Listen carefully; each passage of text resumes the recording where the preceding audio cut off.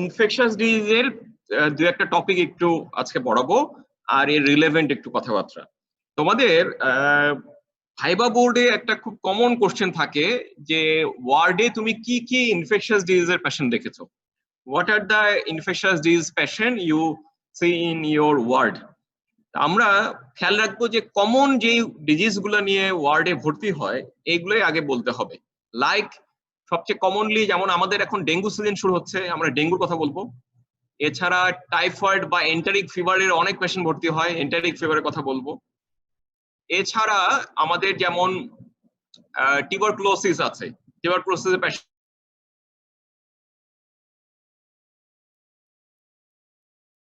শুরুই করে এরকম যে ম্যালেরিয়া দিয়ে, কালাজ্বর দিয়ে, তাহলে বুঝবো যে সে হয়তো ওয়ার্ডে ঠিক মতন ক্লাস করেনি বা দেখেনি। কারণ ম্যালেরিয়া কালাজ্বরের পেশেন্ট ঢাকা সিটিতে আমরা খুব কমই পাই, রেয়ারলি পাই। তাহলে যেটা আমরা কমনলি পাই আমাদের মেডিকেল কলেজে যে পেশেন্ট উইথ ডেঙ্গু, চিকেনগুনিয়া, এছাড়া হলো এন্টারিক ফিভার, টাইফয়েড। আর নতুন একটা জিনিস অ্যাড হচ্ছে কোভিড-19, এটাও তোমাদেরকে জানতে হবে। কোভিড-19 এর আমাদের যেহেতু ওয়ার্ড খোলা হচ্ছে কালকে, এই বৃহস্পতিবার উদ্বোধন হবে, এই পেশেন্ট গুলোও তোমাদেরকে একটু বলতে হবে যে কোভিড-19 এর পেশেন্টও আছে, এটা সম্বন্ধে একটু জানতে হবে। আচ্ছা, এখন যদি ডেঙ্গু নিয়ে একটু শুরু করি।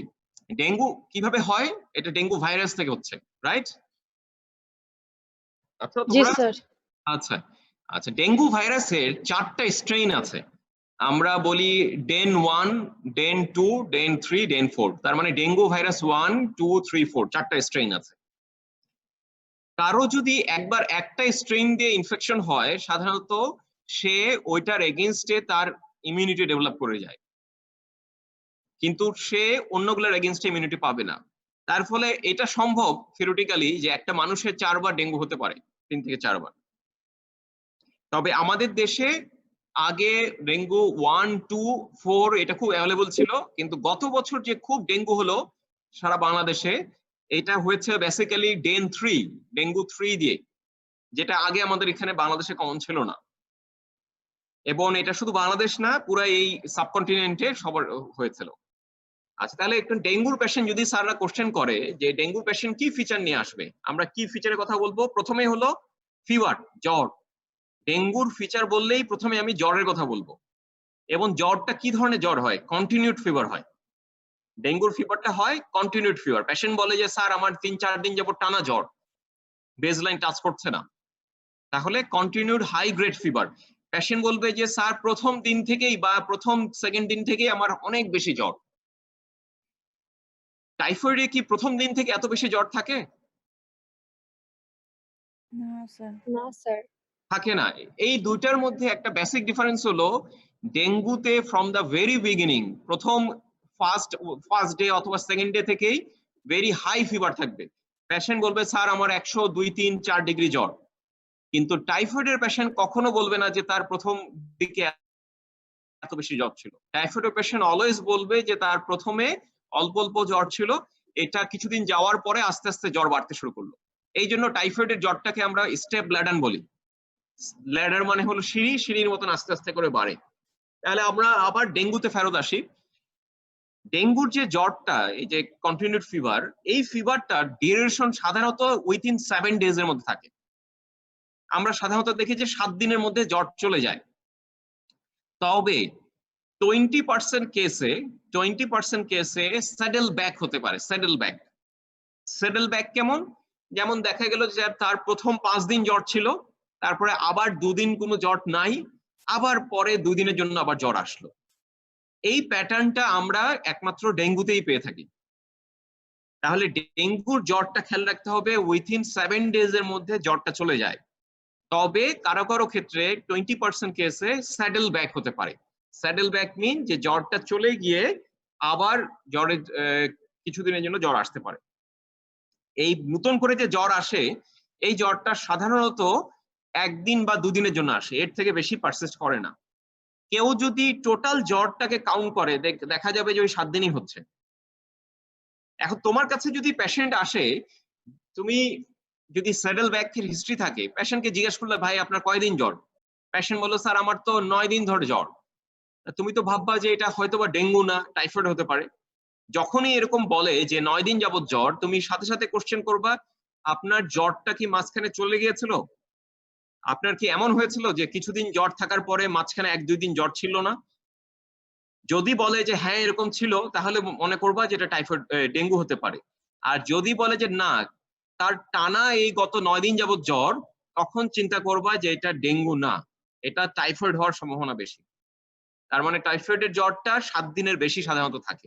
আমরা এই পয়েন্টটাকে একটা ডিফারেন্সিয়েটিং পয়েন্ট হিসেবে ইউজ করি। কারণ জ্বর যদি 7 দিনের বেশি থাকে, আমরা চিন্তা করি যে এটা ডেঙ্গু বা চিকেনগুনিয়া না, এটা মেবি টাইফয়েড হতে পারে। আচ্ছা, এখন ডেঙ্গুতে আবার ব্যাক করি। ডেঙ্গুর জ্বরটা এই ধরনের, এবং জ্বরের সাথে অ্যাসোসিয়েটেড কি থাকবে? প্রথমেই বলবে হেডেক, মাথা ব্যথা। জ্বরের পরে বলবে হেডেক, মাথা ব্যথা। এরপরে বলবে রেট্রো অরবিটাল পেইন, চোখের পেছনে ব্যথা। রেট্রো অরবিটাল পেইন, চোখের পেছনে ব্যথা। তাহলে ডেঙ্গুর প্রথম ফিচার হবে জ্বর, সেকেন্ড ফিচার হবে হেডেক, থার্ড ফিচার হবে রেট্রো অরবিটাল পেইন। এরপরে বলবে যে গায়ে ব্যথা, জেনারেলাইজড বডি এক, সারা গায়ে ব্যথা, generalised.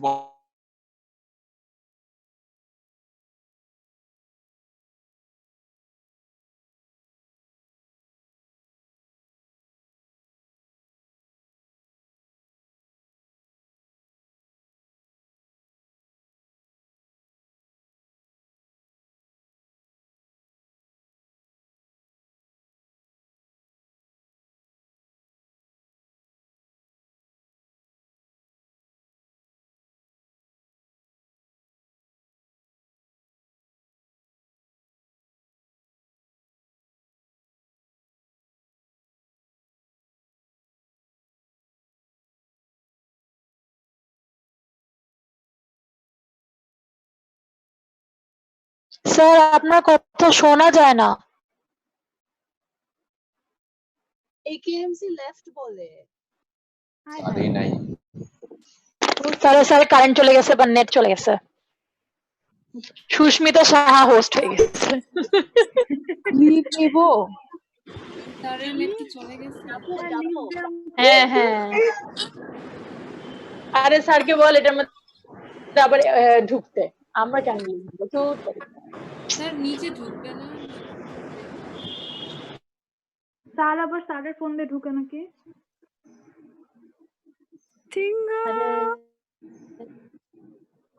Where is Nafi? Nafi ভাইয়া, নাফি।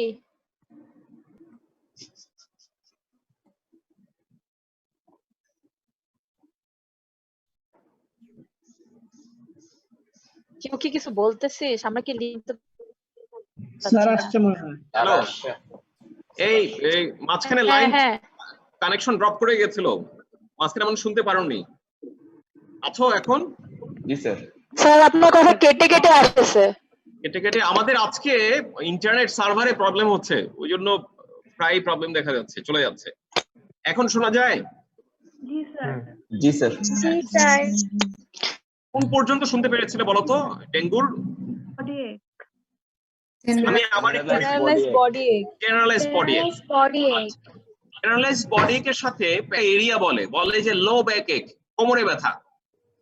ডেঙ্গুর পেশেন্ট খুব কমনলি বলে যে তার সারা গায়ে ব্যথা, কিন্তু কোমরে অনেক বেশি ব্যথা। তাহলে এরকম কোমরে ব্যথা বা লো ব্যাক এর একটা হিস্ট্রি দিতে পারে। এরপরে ডেঙ্গুর আরেক ফিচার হলো স্কিন র্যাশ। পেশেন্ট এসে বলবে যে স্যার আমার গায়ে এরকম লাল লাল র্যাশ উঠেছে। কমনলি এই কয়টা ফিচার নিয়ে, সিমটম নিয়ে পেশেন্ট আমাদের কাছে আসে। এছাড়া ব্লিডিং ম্যানিফেস্টেশন থাকতে পারে। ব্লিডিং ম্যানিফেস্টেশন কিভাবে? কমনলি পাওয়া যায় সবার আগে পারপুরা প্যাটেচি, তার মানে স্কিনের মধ্যে লাল লাল স্পট পাওয়া যায়। এরপরে শুরু হয় পেশেন্টের গাম ব্লিডিং অথবা এপিক্সটেক্সিস হতে পারে। গাম ব্লিডিং অথবা এপিক্সটেক্সিস হতে পারে। তাহলে ডেঙ্গুর ক্লিনিক্যাল ফিচার বললে সবার আগে বলবো যে স্যার ফিভার হয়, জ্বর এবং হাই গ্রেড ফিভার হয়। জ্বরের সাথে স্যার মাথা ব্যথা, হেডেক, এবং রেট্রো অরবিটাল পেইন, মানে চোখের পিছনে ব্যথা। এছাড়া সারা গায়ে হাত পায়ে ব্যথা, তবে কোমরে বেশি ব্যথা হয়। গায়ের ব্যথাটা এত বেশি, patient explain it as a case of break bone fever. Patient এসে অনেক সময় বলে যে স্যার মনে হচ্ছে যে হাড় ভেঙে যাচ্ছে, এরকম ব্যথা। তখন এই জন্য ডেঙ্গুর আরেকটা নাম হলো ব্রেক বোন ফিভার। এখন এই ডেঙ্গুর পেশেন্ট এই ফিচারগুলো নিয়ে আসলে তুমি যদি পেশেন্টকে এক্সামিন করো, এক্সামিনে কি পাওয়া যেতে পারে ক্লিনিক্যাল এক্সামিনেশনে? একটা হলো যে পেশেন্টটা জ্বর থাকবে গায়ে, দ্বিতীয় হলো পেশেন্টের স্কিন র্যাশ থাকবে, এবং স্কিন র্যাশটার কয়েকটা প্যাটার্ন আছে। প্রথমে প্রথম এক দুই দিন র্যাশটা হয় হলো ফ্লাশিং।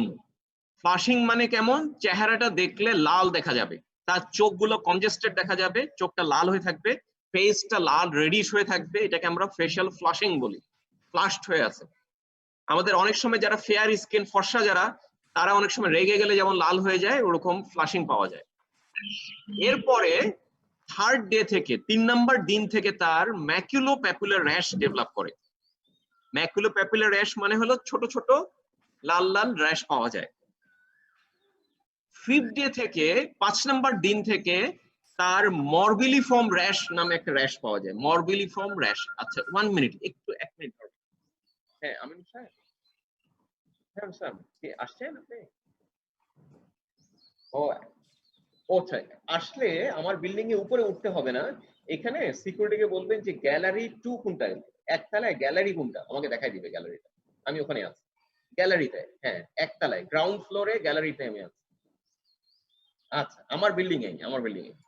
আচ্ছা আবার একটু ব্যাক করি, সরি ইন্টারাপশনের জন্য। তাহলে 5th ডে থেকে 5 নাম্বার দিন থেকে মরবিলিফর্ম র্যাশ নামে একটা র্যাশ পাওয়া যায়। মরবিলিফর্ম র্যাশটা কেমন? সব জায়গায় ম্যাকুলোপ্যাপুলার র্যাশ, কিন্তু কিছু কিছু জায়গা সাদা সাদা হয়ে থাকে, ওখানে কোনো র্যাশ থাকে না। তার যদি তুমি ব্যাক থেকে পিঠটা দেখো, পেশেন্টের যদি ব্যাক সাইডটা দেখো, দেখবে যে পুরোটাই লাল হয়ে আছে, কিন্তু মাঝখানে ছোট ছোট আইলেটের মতো, মাঝখানে দ্বীপের মতন সাদা সাদা এরিয়া পাওয়া যায় যেখানে কোনো র্যাশ নাই, এটাকে আমরা মরবিলিফর্ম র্যাশ বলি। আর ব্লিডিং স্পট হলে তো আমরা বললাম যে আমাদের পারপুরা প্যাটিচে পাওয়া যায়। পরীক্ষাতে আমরা ইনভেরিয়েবলি জিজ্ঞেস করি, আচ্ছা এটা কি স্কিন র্যাশ নাকি পারপুরা, কিভাবে ডিফারেন্সিয়েট করব? আমরা কিভাবে ডিফারেন্সিয়েট করি? আমরা একটা গ্লাস স্লাইড নেই, গ্লাস স্লাইড দিয়ে প্রেস করব, যদি চলে যায় তার মানে এটা র্যাশ, আর যদি না চলে যায় তার মানে এটা পারপুরা। তার মানে পারপুরা প্রেসারে ব্লেঞ্চ করবে না, পারপুরা প্রেসারে ব্লেঞ্চ করবে না, কিন্তু যদি স্কিন র্যাশ হয় এটা প্রেসার দিলে এটা ব্লেঞ্চ করে যাবে। আচ্ছা এখন স্যাররা বলবে যে আচ্ছা তোমার কাছে একটা পেশেন্ট আসছে 3 দিনের জ্বরের হিস্ট্রি, ডেঙ্গু মনে করছো, তাহলে কি কি ইনভেস্টিগেশন করতে দিবে? আমরা সবার আগে কিন্তু সিবিসির কথাই বলবো। পেশেন্টটা যখনই আসুক, প্রথম first investigation should be complete blood count, CBC. আচ্ছা এই সিবিসি তে কি ফাইন্ডিং পাওয়া যাবে? প্রথমে আমরা পেশেন্টের থ্রম্বোসাইটোপেনিয়া পেতে পারি, মানে প্লেটলেট কাউন্ট কম, তবে এর সাথে ডাব্লিউবিসি কাউন্টও কম পাওয়া যেতে পারে। আমরা লো ডাব্লিউবিসি কাউন্ট বা লিম্ফোপেনিয়া বা লিউকোপেনিয়া পাওয়া যেতে পারে। তাহলে প্রথম ফাইন্ডিং আমি কি বলবো? সিবিসি তে থ্রম্বোসাইটোপেনিয়া মানে প্লেটলেট কাউন্ট কম। দ্বিতীয় ফাইন্ডিং বলবো যে স্যার ডাব্লিউবিসি কাউন্ট কম থাকতে পারে। তাহলে সিবিসি তে এই দুটাই ফাইন্ডিং থাকবে। সিবিসির পরে আমরা একটা এসজিপিটি করতে পারি, এসজিপিটি বা এলটি করতে পারি, লিভার ফাংশন টেস্টের। কেন এসজিপিটি করি আমরা? কারণ এটা একটা হেপাটোট্রপিক ভাইরাস, এই ভাইরাসটা লিভারে ইনফেকশন করলে এসজিপিটিটা বাড়ে। নরমালি ডেঙ্গুতে এসজিপিটি স্লাইডলি রেইজড হতে পারে, কিন্তু যদি এটা খুব বেশি রেইজড হয়, 100-র উপরে চলে যায়, মোর দেন 100, আমরা চিন্তা করব যে এই পেশেন্টের কমপ্লিকেশন বা ডেঙ্গু হেমোরেজিক ফিভার হওয়ার চান্স আছে, তাহলে একটা এসজিপিটি করব। পেশেন্ট যদি প্রথম 3 থেকে 5 দিনের মধ্যে আসে, আমরা ডেঙ্গু ভাইরাস ডিটেক্ট করার জন্য NS1 অ্যান্টিজেন করতে দেব। ডেঙ্গু NS1, NS1 মানে কি? নন স্ট্রাকচারড ওয়ান অ্যান্টিজেন টেস্ট করতে দিব। এটা একটা ডেফিনিট টেস্ট ডেঙ্গুর জন্য, কিন্তু এটা করতে দিতে হবে কতদিনের মধ্যে? প্রথম 3 থেকে 5 দিনের মধ্যে। 5 দিন চলে গেলে এই টেস্টটা আর পজিটিভ পাওয়া যাবে না, কারণ অ্যান্টিজেন তখন চলে যাবে ব্লাড থেকে। আচ্ছা ডেঙ্গুর অ্যান্টিবডি টেস্টও করা যায়। অ্যান্টিবডি কি কি ধরনের? অ্যাকিউট ডেঙ্গু দেখার জন্য আমরা ইমিউনোগ্লোবুলিন এম দেখি, IgM, আর পাস্ট ইনফেকশন দেখার জন্য আমরা IgG দেখি। তবে অ্যান্টিবডি আইজিএম ডেভেলপ করে 7 দিনের পরে, আফটার 7 ডেজ। তাহলে অ্যান্টিবডি আফটার 7 ডেজে ডেভেলপ করে। এখন ডেঙ্গু ফিভারই তো থাকে 7 দিন। তা তুমি যদি 7 দিনের আগে করতে চাও তাহলে ডেঙ্গু অ্যান্টিবডি করে কোনো লাভ নেই, কারণ অ্যান্টিবডি আসবেই ব্লাডে 7 দিনের পরে গিয়ে। তাহলে এই কনসেপ্টটা ক্লিয়ার থাকতে হবে।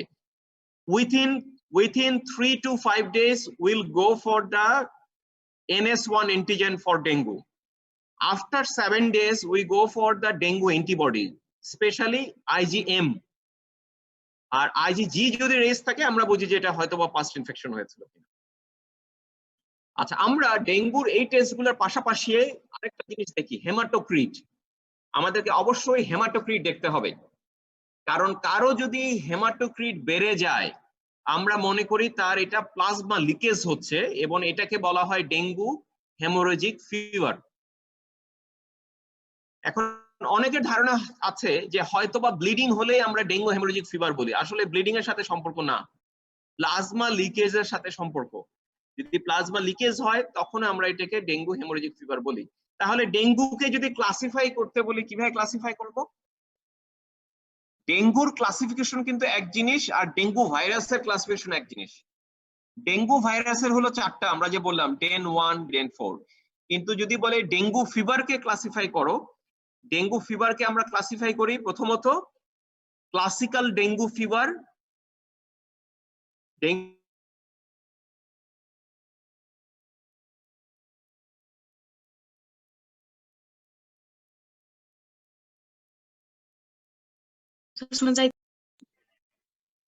স্যার শোনা যাচ্ছে না।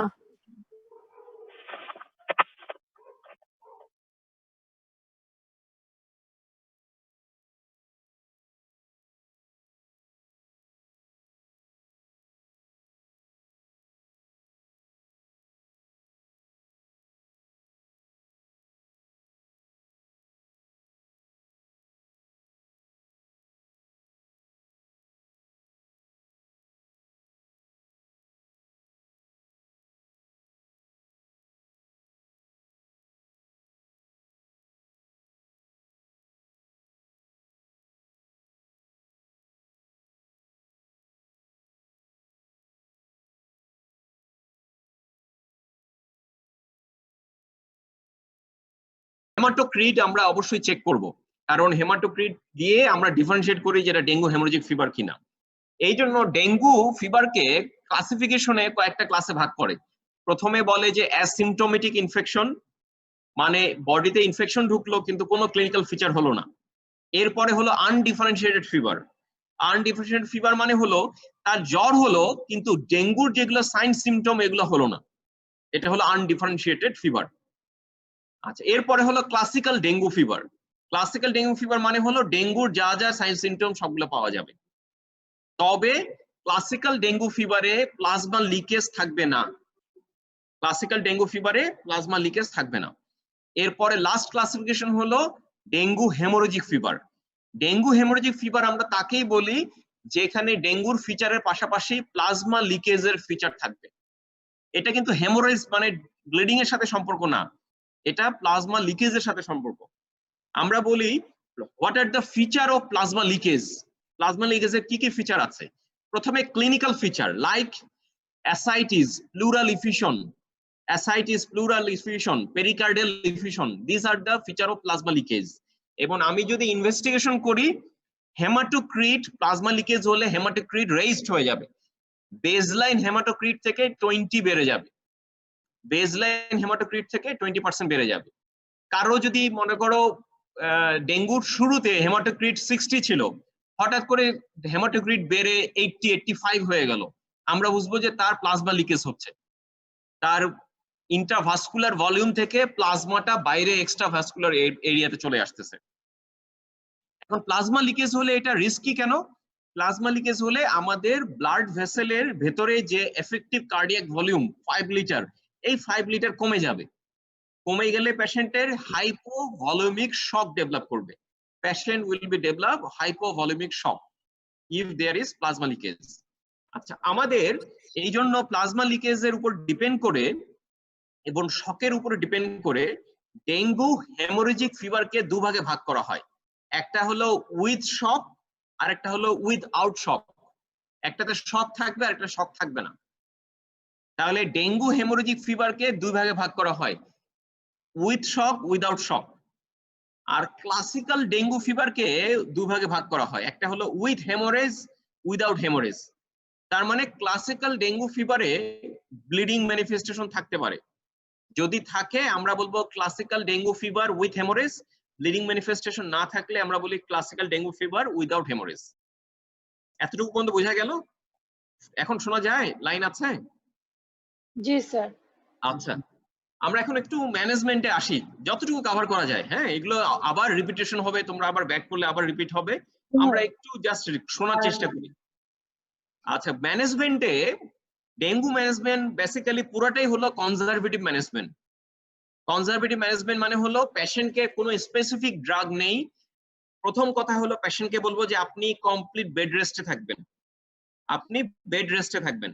কতদিন রেস্টে থাকবে? অ্যাটলিস্ট 2 উইকস, 2 সপ্তাহ বেড রেস্টে থাকবে। এবং তাকে এডিকুয়েট ফ্লুইড খেতে হবে। কতটুকু পানি খাবে?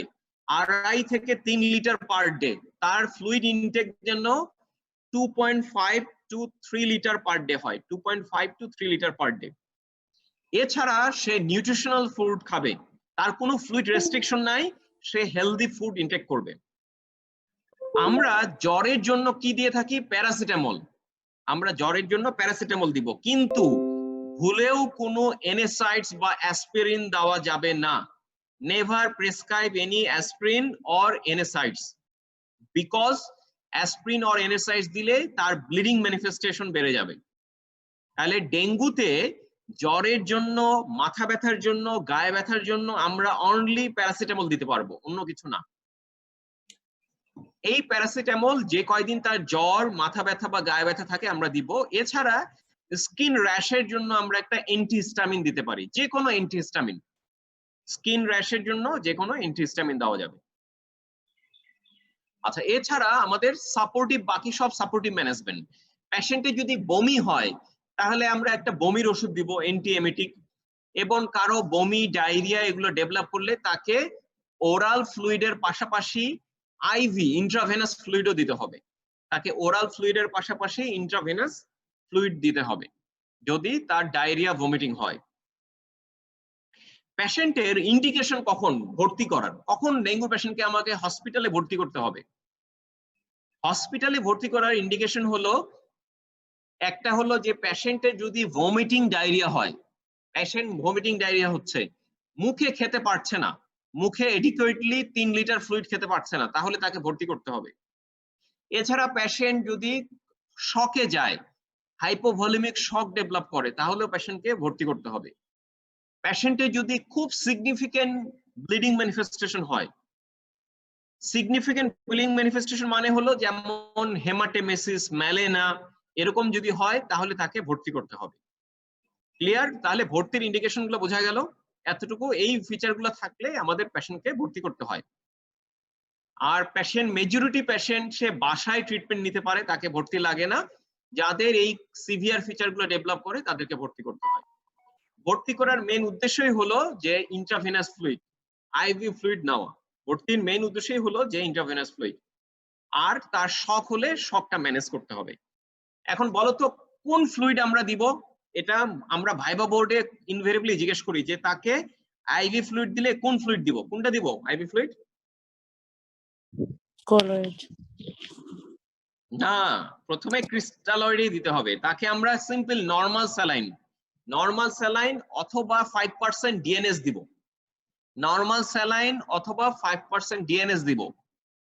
প্রথমে চেষ্টা করব পেশেন্ট যদি শকে থাকে এই নরমাল স্যালাইন এবং 5% ডিএনএস দিয়েই শকটাকে ম্যানেজ করতে। যদি তাও ম্যানেজ করা না যায় তখন আমরা কলয়েড দিতে পারি। কলয়েড কি কি নামে আছে? যেমন ডেক্সট্রান নামে আছে, কলয়েড দিতে পারি। আচ্ছা, এমন যদি হয় যে কলয়েড দিয়েও তার ব্লিডিং, তার শক ম্যানেজ করা যাচ্ছে না, তাহলে তাকে কি দিতে হবে? তাকে ব্লাড ট্রান্সফিউজ করতে হবে, হোল ব্লাড ট্রান্সফিউজ করতে হবে, তাকে ব্লাড দিতে হবে। আচ্ছা, এখানে একটা কজ খেয়াল রাখবে, ডেঙ্গু পেশেন্টের প্লেটলেট কাউন্ট কিন্তু কমে গেলেই আমরা তাকে কিন্তু প্লেটলেট ট্রান্সফিউজ করি না। প্লেটলেট তখনই ট্রান্সফিউজ করতে হবে যদি 10,000-এর নিচে কাউন্ট চলে আসে। যদি লেস দেন 10,000 যদি প্লেটলেট কাউন্ট হয়, একমাত্র সেক্ষেত্রে আমরা পেশেন্টকে প্লেটলেট ট্রান্সফিউজ করি। এখন বলতে পারো যে একটা পেশেন্টের ব্লিডিং ম্যানিফেস্টেশন হচ্ছে, যেমন হেমাটেমেসিস, মেলেনা হচ্ছে, সেই ক্ষেত্রে কি করব? সেক্ষেত্রে কিন্তু আমরা প্লেটলেট দেই না, সেক্ষেত্রে আমরা হোল ব্লাড দেই। তার হোল ব্লাড চলে যাচ্ছে, তাকে হোল ব্লাড দিতে হবে। তাহলে ব্লিডিং ম্যানিফেস্টেশনের জন্য যদি ব্লাড দিতে হয় তাকে হোল ব্লাড দিব। যদি প্লেটলেট 10,000-এর নিচে চলে যায় তাহলে প্লেটলেট ট্রান্সফিউজ করব। আর যদি পেশেন্টের শক ম্যানেজ না করা যায়, শক যদি কারেক্ট না হয়, তাহলেও আমরা হোল ব্লাড দিব। এই হলো অন অ্যান এভারেজ ডেঙ্গুর ম্যানেজমেন্ট। এবং ডেঙ্গুর সম্বন্ধে এই কথাগুলোই আমরা জিজ্ঞেস করি। খেয়াল রাখবে যে ডেঙ্গুর ভ্যাকসিন আছে কিনা। ডেঙ্গুর ভ্যাকসিন আছে এবং এটা ট্রায়াল বেসিসে বিভিন্ন কান্ট্রিতে দেওয়া হচ্ছে, এখনো কমার্শিয়ালি অ্যাভেলেবল হয়নি। ডেঙ্গুর ভ্যাকসিন এখনো বাংলাদেশে কমার্শিয়ালি অ্যাভেলেবল হয়নি কোথাও। তবে থাইল্যান্ড, সিঙ্গাপুর এসব জায়গায় তারা ক্লিনিক্যাল ট্রায়াল দিচ্ছে ডেঙ্গু ভ্যাকসিনের। আচ্ছা, একটু ডেঙ্গুর পরে একটু টাইফয়েড নিয়ে কথা বলে শেষ করে দিব, কারণ তোমাদের লাইন বারবার গন্ডগোল করছে। টাইফয়েডে আমাদের খেয়াল রাখবো যে ফিভারটা হবে step Ladon fever. Step Ladon মানে হলো জ্বরটা আস্তে আস্তে করে আসতে থাকবে এবং বাড়তে থাকবে। প্রথমের দিকে প্রথম 1 সপ্তাহ জ্বরটা কম থাকে, তারপরে সেকেন্ড উইক থেকে জ্বরটা হাই গ্রেড ফিভার হয়। এবং এই জ্বরটা কেন জানি পেশেন্ট বলে যে তার রাতের দিকে বেশি জ্বর বাড়ে।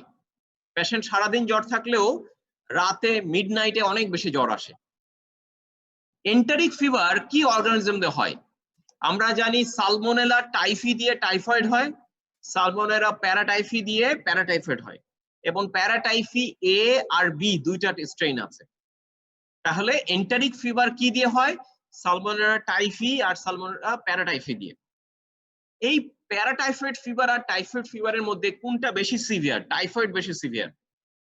প্যারাটাইফয়েড আর টাইফয়েডের মধ্যে টাইফয়েড মোর সিভিয়ার। পেশেন্টের এই অর্গানিজম ইনফেকশনটা কোন জায়গায় হয়?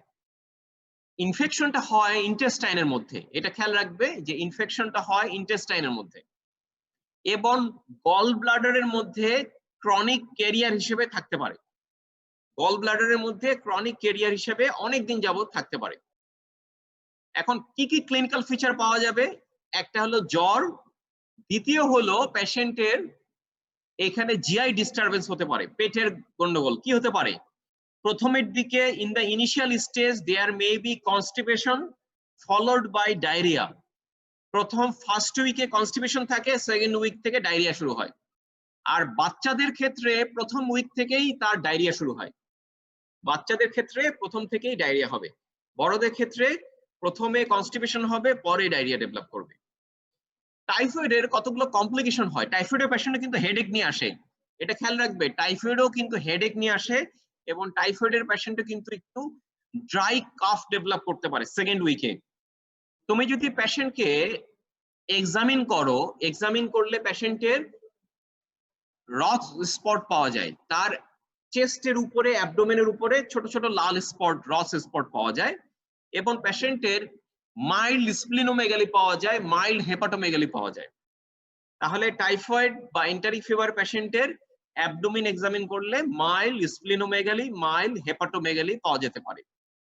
পরীক্ষায় আমরা কোশ্চেন করি টাইফয়েডের স্প্লিনের সাইজটা কেমন থাকে, আমরা বলবো যে মাইল্ড স্প্লিনোমেগালি, বেশি বড় হয় না, 1 থেকে 3 সেন্টিমিটার পর্যন্ত থাকে সাধারণত, 1 to 2 সেন্টিমিটার বা 3 সেন্টিমিটার পর্যন্ত বড় হয়। আমরা একটা টাইফয়েডের পেশেন্টের কমপ্লিকেশন কি হতে পারে? আমাদের ডেভিডসনে দেখবে যে একটা চার্ট দেওয়া আছে, ওই চার্ট অনুযায়ী বলতে হবে যে at the end of first week, at the end of second week, এইভাবে কমপ্লিকেশন গুলো। কেউ যদি এত কিছু খেয়াল না রাখতে পারে, অ্যাটলিস্ট এতে বলো যে তার অ্যাবডোমেনে পারফোরেশন হতে পারে, জিআই ব্লিডিং হতে পারে, এছাড়া কার্ডাইটিস ডেভেলপ করতে পারে, মায়োকার্ডাইটিস, এছাড়া জয়েন্টে আর্থ্রাইটিস ডেভেলপ করতে পারে, তাছাড়া মেনিনজাইটিসও ডেভেলপ করতে পারে। তার মানে, এবং পেরিটোনাইটিস ডেভেলপ করতে পারে, অ্যাবডোমেনে পারফোরেশন হতে পারে। সবচেয়ে কমন হলো পারফোরেশন এবং জিআই ব্লিডিং, এগুলো কমন। আচ্ছা, যদি বলে যে ইনভেস্টিগেশন কি করবে, আমরা ইনভেস্টিগেশন খেয়াল রাখবো যে first week, second week, third week কিভাবে কি করব। খেয়াল রাখবে পেশেন্টটা যেই সময় আসুক সব পেশেন্টের আমরা একটা সিবিসি করতে দিব, একটা ব্লাড কালচার করতে দিব। প্রথম শর্ত হলো patient come in any week, patient come in any week, we will go for a CBC and a blood culture. Patient যদি সেকেন্ড উইকে আসে, সেকেন্ড উইক, তাহলে আমরা সিবিসি ব্লাড কালচারের পাশাপাশি তাকে বিডাল টেস্ট করতে দিব। সিবিসি ব্লাড কালচারের পাশাপাশি বিডাল টেস্ট করতে দিব যদি সেকেন্ড উইক থেকে আসে। আর যদি থার্ড উইকে আসে তাহলেও সিবিসি ব্লাড কালচার বিডাল টেস্ট, তার পাশাপাশি স্টুল বা ইউরিন কালচার করা যেতে পারে। তবে এখনো পর্যন্ত স্টুল ইউরিন কালচার কিন্তু কমন না, করা হয় না। তাহলে যে কোনো সময়, যে কোনো টাইমে, at any time patient come to me with enteric fever, we do a CBC and a blood culture. If the patient come after 5 weeks, after 1 week, then we can do a Widal test, but we should do the CBC and blood culture also. আচ্ছা, এখন treatment কি দিব? আমরা জানি যে এটা একটা infection, will go for the antibiotic. কি অ্যান্টিবায়োটিক দিতে হবে? If the patient is mild feature, can tolerate the oral medication, যদি মুখে খেতে পারে, তাহলে আমরা একটা ড্রাগের নাম আগে খেয়াল রাখবো, ciprofloxacin tablet. Ciprofloxacin tablet, ciprofloxacin 500 milligram 12 hourly for 14 days. Tablet ciprofloxacin 500 milligram 12 hourly for 14 days. আচ্ছা, এখন সিপ্রোফ্লক্সাসিন তো সবাই খেতে পারবে না। যেমন একটা প্রেগনেন্ট লেডি তো সিপ্রোফ্লক্সাসিন খেতে পারবে না। তাকে কি দেওয়া যায়? তাকে এজিথ্রোমাইসিন দিতে পারবে। Azithromycin 500 milligram 12 hourly for 14 days. Azithromycin 500 milligram 12 hourly for 14 days. আরেকটা ড্রাগ দেওয়া যেতে পারে cefixime, oral cephalosporin cefixime 400 milligram 12 hourly for 14 days. Cefixime 400 milligram 12 hourly for 14 days. Cefixime 400 milligram 12 hourly for 14 days. আচ্ছা, পেশেন্ট যদি severe থাকে, যদি toxic থাকে, মুখে যদি খেতে না পারে, আমরা কি করি? ইনজেকশন দেই। ইনজেকশন কোনটা ড্রাগ দিবে? একটাই দিব, ceftriaxone. Injection ceftriaxone 2 gram 12 hourly for 10 to 14 days. Injection 10 দিনও দেওয়া যায়, 10 to 14 days। তাহলে আমরা কি দেব? Injection ceftriaxone 12 hourly for 10 to 14 days, 12 hourly for 10 to 14 days. এতটুকু বোঝা গেল টাইফয়েড সম্বন্ধে? জি স্যার। আচ্ছা, তাহলে টাইফয়েড আর ডেঙ্গুর মধ্যে ডিফারেন্সিয়েটিং পয়েন্ট আমাদের অনেক সময় পরীক্ষায় জিজ্ঞাসা। প্রথমত হলো যে ডেঙ্গুটা কি ধরনের ফিভার? এটা একটা ভাইরাল ইলনেস, এবং ডেঙ্গু কিভাবে আসে? এটা ভেক্টর বর্ন, কোন মসকিটো? এডিস মসকিটো বাইটে হয়ে থাকে। কিন্তু টাইফয়েডটা কি ধরনের ফিভার? এটা একটা ব্যাকটেরিয়াল ডিজিজ, এবং ব্যাকটেরিয়াটা কিভাবে আসে? ফিকো ওরাল রুটে, আমাদের খাবারের মাধ্যমে, উইথ ফুড এটা ট্রান্সমিটেড হয়। ডেঙ্গু ফিভারটা সাধারণত 7 days এর মধ্যে থাকে এবং কন্টিনিউড ফিভার হয়, এবং from the very beginning high grade fever হয়। তাহলে ডেঙ্গুর ফিভারটা কি ধরনের? এটা একটা continued fever, high grade fever from the very beginning. কিন্তু টাইফয়েডের ফিভারটা হলো intermittent fever, more than 7 days persist করবে, এবং এটা step ladder fever. Step ladder মানে হলো আস্তে আস্তে করে জ্বরটা বাড়বে, যত দিন যাবে তত জ্বর বাড়বে। ডেঙ্গুর ফিচারের মধ্যে সিভিয়ার হেডেক, বডি এক, রেট্রোঅরবিটাল পেইন, স্কিন র্যাশ এগুলো হয়, এবং ব্লিডিং ম্যানিফেস্টেশন হয়। কিন্তু টাইফয়েডে এগুলো হয় না। টাইফয়েডে কি হয়? মাইল্ড হেডেক, তার সাথে জিআই ডিস্টারবেন্স, যেমন কনস্টিপেশন, ডায়রিয়া এগুলো হতে পারে। আর বাকিগুলো তোমরা ইনভেস্টিগেশন, ম্যানেজমেন্ট এগুলো টুকটাক বলে দিতে পারবে। তাহলে ডেঙ্গু টাইফয়েড সম্বন্ধে এতটুকু আমাদের জানতে হবে। আচ্ছা, তোমাদের ম্যালেরিয়া সম্বন্ধে একটু জানতে হবে। স্যাররা জিজ্ঞেস করে যে আমাদের কোন জায়গায় ম্যালেরিয়া কমন। আমরা বলবো হিলি এরিয়াতে ম্যালেরিয়া কমন। হিলি এরিয়া কেন? হিলি এরিয়াতে কারণ ম্যালেরিয়ার যে ভেক্টর অ্যানোফিলিস মসকিটো, এই অ্যানোফিলিস মসকিটো সাধারণত এরা হিলি এরিয়াতে থাকে, ফ্ল্যাট ল্যান্ডে থাকতে পারে না, এরা উঁচু জায়গায় হিলি এরিয়াতে থাকে। এবং এই ম্যালেরিয়ার 4টা স্পেসিসে ভাগ করা হয়। এই স্পেসিস গুলোর নাম জিজ্ঞেস করবে। প্রথমেই বলবে প্লাজমোডিয়াম ফ্যালসিপারাম, কারণ আমাদের দেশে ফ্যালসিপারামটাই সব থেকে সিভিয়ার এবং এটাই পাওয়া যায় বেশি। এছাড়া ভাইবেক্স, এছাড়া ওভালি, এছাড়া ফ্যালসিপারাম, ভাইবেক্স, ওভালি, আর একটা ম্যালেরি নামে আছে। এই 4টা স্পেসিস আছে। আচ্ছা, আমাদের ম্যালেরিয়ার ফিভারটা কি ধরনের fever? fever comes with severe chill and rigor. পেশেন্টের খুব বেশি চিলস এন্ড রাইগর হয়, পেশেন্টের অনেক শীত লাগে, অনেক কাঁপুনি হয়। পেশেন্ট বলবে স্যার আমার জ্বর আসলে 2-3টা কম্বল দিয়ে ঢেকে রাখতে হয়, 2-3টা ব্ল্যাঙ্কেট দিয়ে তাকে ঢেকে রাখতে হয়। তাহলে fever, intermittent fever with severe chill and rigor. এবং পেশেন্ট যদি হিলি এরিয়া থেকে আসে, আমি আগে ম্যালেরিয়া চিন্তা করব। আচ্ছা, পরীক্ষায় স্যাররা জিজ্ঞেস করবে, আচ্ছা বলো তো what are the other fever comes with chill and rigor? বলো তো আর কি কি জ্বর চিল এন্ড রাইগর দিয়ে হয় ম্যালেরিয়া ছাড়া? একজন বলো, যে কোনো একজন বলো তো। Fever with chill and rigor, malaria ছাড়া আর কি কি আছে?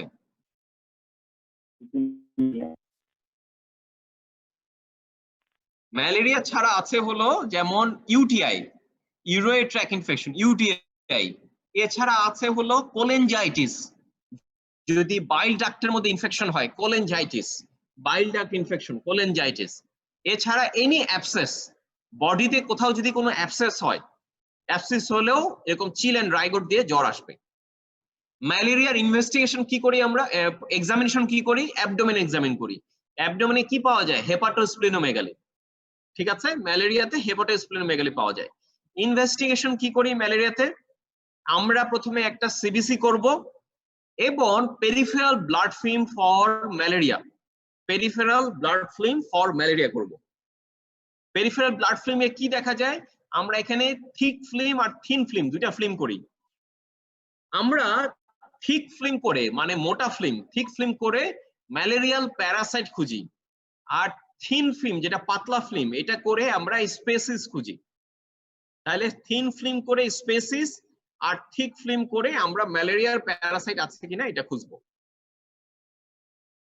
এছাড়া র্যাপিড ডিটেকশন টেস্ট আছে, আরটিডি বলে, র্যাপিড ডিটেকশন টেস্ট। এই টেস্টও করা যেতে পারে।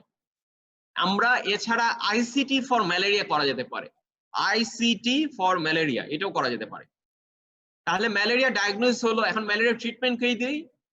আমাদের এখন মডার্ন ট্রিটমেন্ট হলো আমরা ওরাল কোয়ারটাম ট্যাবলেট দিয়ে থাকি। কোয়ারটামের মধ্যে কি আছে? আর্টিমিথার আর লুমিফেন্ট্রিনের কম্বিনেশন। এটাতে আর্টিমিথার আর লুমিফেন্ট্রিন কম্বিনেশন আছে। এই কোয়ারটাম ট্যাবলেট খাওয়ানোর নিয়ম হলো টোটাল 24 ট্যাবলেট, মানে 24টা ট্যাবলেট, টোটাল 24 ট্যাবলেট আমরা দিয়ে থাকি। কিভাবে দিতে হবে? প্রথমে পেশেন্ট আসলে তাকে 24টা ট্যাবলেট খাওয়ানো হয়। এরপরে 8 ঘন্টা পরে আরো, সরি আবার প্রথম থেকে বলি, প্রথমে ট্যাবলেট আসলে তাকে আমরা 4টা ট্যাবলেট দিব, 4 ট্যাবলেট, 4টা ট্যাবলেট দিব, 4 ট্যাবলেট স্ট্যাট। এরপরে 8 ঘন্টা পরে, 8 আওয়ার্স পরে, আফটার 8 আওয়ার্স পরে আরো 4টা ট্যাবলেট। এই গেল 8টা ট্যাবলেট। এরপরে প্রতিদিন 12 ঘন্টা পর পর 4টা করে ট্যাবলেট 2 দিন দিতে হবে। প্রতিদিন 12 আওয়ারলি 4 ট্যাবলেট আমরা দিব ফর অ্যানাদার 2 ডেজ। তাহলে টোটাল 24টা হয়ে যায়। আর যদি তাকে তুমি কুইনাইন দাও, মুখে যদি কুইনাইন খেতে দাও, তাহলে 300 মিলিগ্রাম আমরা 3 বেলা করে 7 দিন দেই। 300 মিলিগ্রাম সিঙ্গেল বা 2টা করে 3 বেলা 7 দিন দেওয়া হয়। পেশেন্ট যদি সিভিয়ার হয়, যদি সে আনকনশাস থাকে, বা সেরিব্রাল ম্যালেরিয়া হয়, বা যদি ভমিটিং ডায়রিয়া হয়, তাহলে আমরা পেশেন্টকে ওরাল ওষুধ না দিয়ে ইনজেক্টেবল দেই। এবং ইনজেক্টেবল এখনো পর্যন্ত কুইনাইন ভালো ড্রাগ, ইনজেকশন, কুইনাইন ইনজেকশন আমরা দিয়ে থাকি। এই কুইনাইন ইনজেকশন বা কুইনাইন সালফেট এই ওষুধটা কিন্তু টক্সিক, এই জন্য পেশেন্ট যখনই মুখে খেতে পারে আমরা ইনজেকশন কুইনাইন বন্ধ করে আমরা ওরাল কুইনাইনে চলে যাই। এবং কুইনাইনটা কিভাবে দিতে হয়, প্রথমে লোডিং ডোজ দিতে হয় 20 মিলিগ্রাম পার কেজি বডি ওয়েটের। এটা ডেক্সট্রোস্যালাইনের মধ্যে ইনজেকশনটা ডাইলিউট করে আস্তে আস্তে ওভার 4 আওয়ার মানে 4 ঘন্টা ধরে আস্তে আস্তে দিতে হয়, খুব স্লোলি। আমরা ডেক্সট্রোস্যালাইনের মধ্যে ইনজেকশনটা মিক্সড করব, করে তাকে স্লোলি দিয়ে থাকবো। এবং এটা হলো প্রথম loading dose 20 milligram per KG body weight. এরপরে আমরা 10 মিলিগ্রাম পার কেজি বডি ওয়েটে হিসাবে 8 আওয়ারলি ফর 7 ডেজ দিব। 8 আওয়ারলি প্রতিদিন 3 বেলা করে, প্রতিদিন 3 বেলা করে 8 আওয়ারলি আমরা 10 milligram per KG body weight হিসাব করে একটা ডেক্সট্রোস্যালাইনের মধ্যে দিয়ে আমরা এরকম 7 দিন দিব।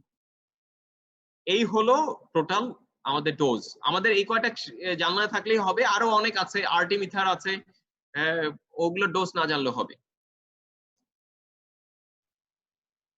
আমার মনে হয় যে আজকে যেহেতু লাইনে প্রবলেম দিচ্ছে এতটুকুই থাকুক আমাদের। তাহলে আমরা আজকে ইনফেকশাস ডিজিজের মধ্যে ডেঙ্গু, টাইফয়েড আর একটু ম্যালেরিয়া সম্বন্ধে একটু জানলাম। তোমাদের ফুড নিউট্রিশন একটা চ্যাপ্টার আছে, ফুড এন্ড নিউট্রিশন। তোমরা খেয়াল রাখবে, ফুড নিউট্রিশন থেকে একটু বলে দেই যে ডেভিডসনে একটা বড় টেবিল দেওয়া আছে। এই টেবিলের মধ্যে প্রতিটা ভিটামিনস এর সোর্স এবং ডেফিসিয়েন্সি হলে কি হয় এটা দেওয়া আছে।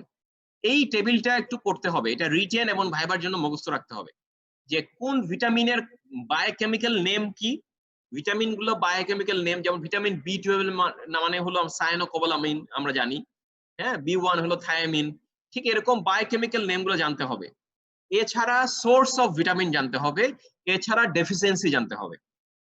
ডেফিসিয়েন্সি থেকে কয়েকটা ডিজিজ স্যাররা খুব জিজ্ঞেস করে, একটা হলো ভিটামিন A ডেফিসিয়েন্সি, এছাড়া vitamin B12 deficiency, folic acid deficiency, এছাড়া আমাদের বেরি যেটা হয়, বেরি ভিটামিন B1 ডেফিসিয়েন্সিতে বেরি এবং পেলেগ্রা, নিয়াসিন ডেফিসিয়েন্সিতে পেলেগ্রা। এই কয়টা ডিজিজ আমাদের জানতে হবে। তাহলে কি vitamin A deficiency, vitamin B12 deficiency, তারপরে ফলিক অ্যাসিড ও স্কারভি আছে, ভিটামিন C ডেফিসিয়েন্সি, স্কারভি এবং বি কমপ্লেক্স গুলোর মধ্যে যে ডিজিজ গুলো হয় যেমন পেলেগ্রা এবং আমাদের পেলেগ্রা ছাড়াও আমাদের বেরি যেমন ড্রাই বেরি এবং হোয়াইট বেরি, দুটা বেরি আছে, এটা সম্বন্ধে জানতে হবে। তাহলে আজকে এতটুকু থাকুক। আর মনে হয় যেহেতু একটু প্রবলেম দিচ্ছে, আর তোমাদের নেক্সট ক্লাসে তোমাদের রুটিন অনুযায়ী তোমাদের নেক্সট ক্লাস নেবে। এখন ইভিনিং এ আর কোনো ক্লাস হবে না, আমার ক্লাসই লাস্ট ক্লাস ছিল। ঠিক আছে, তাহলে থাকো, হ্যাঁ, বেস্ট অফ লাক। আর এমনি তোমরা কেমন আছো? স্যার আপনি কেমন আছেন? আমরা আছি ভালোই, এই ভালো মন্দ মিলে আছে আমাদের। তো এখন অনেক বেশি করোনার পেশেন্ট, তো আমাদের যদিও ভর্তি পেশেন্ট করোনা হিসাবে ভর্তি এখনো শুরু হয়নি, এই বৃহস্পতিবার থেকে শুরু হবে, কিন্তু আউটডোরে অনেক করোনা পেশেন্ট আসে, আউটডোরে অনেক আসে, ইনডোরে মাঝে মাঝে ভর্তি হয়ে পড়ে। অনেক সময় দেখা যায় যে অন্য ফিচার নিয়ে ভর্তি হয়েছে কিন্তু করোনা ডিটেকশন হচ্ছে।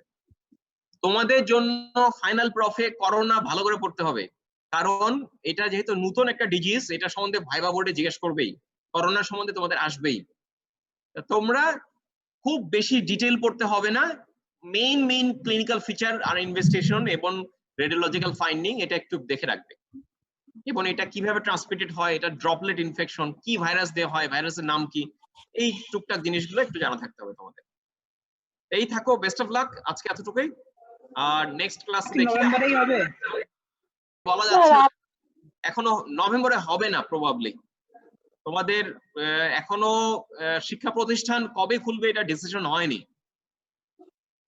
এখন ডিসিশন হলে ওটার উপর ডিপেন্ড করবে যে কবে হবে। তবে প্রবাবলি তোমাদের ব্লক পোস্টিং যেহেতু হয়নি, অফিসিয়াল ব্লক পোস্টিং, ওটা হলে তারপরে সেন্ট আপ হবে। আমাদের তো এরকম আওয়ার্স এর উপরে ডিপেন্ড করে যে আমাদের এমবিবিএস এটা স্যার, তো ওই আওয়ার্সটা তো ফুলফিল করতে হবে। হ্যাঁ, ওই জন্যই তোমরা আসলে আবার ব্লক পোস্টিং প্লেসমেন্ট শুরু হবে আবার নতুন করে, ওই আওয়ার্স কিছুটা হলেও কভার করে তারপরে তোমাদের সেন্ট আপ হবে, তার আগে না। দেখা যাক, গভর্নমেন্ট থেকে এখনো কোনো ইয়া দেয়নি কোনো ডিসিশন দেয়নি, গভর্নমেন্ট কি ডিসিশন দেয় তার উপরে। ঠিক আছে, এই থাকো তাহলে, বেস্ট অফ লাক আজকে। আসসালামু আলাইকুম sir. Thank you, sir. Sir. আসসালামু আলাইকুম স্যার।